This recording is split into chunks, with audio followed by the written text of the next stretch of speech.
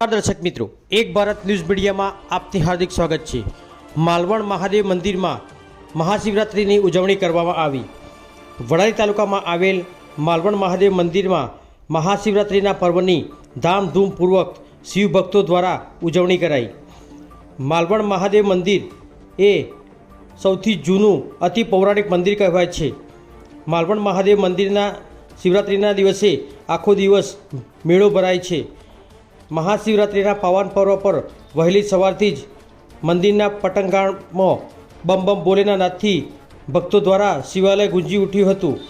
માલવણ મહાદેવ મંદિરની શિવરાત્રિ સમયે આખા મંદિરને ફૂલોથી શણગાર્યું હતું તેમજ રંગબેરંગી લાઇટિંગ કરીને મંદિરની રોશની કરાઈ હતી।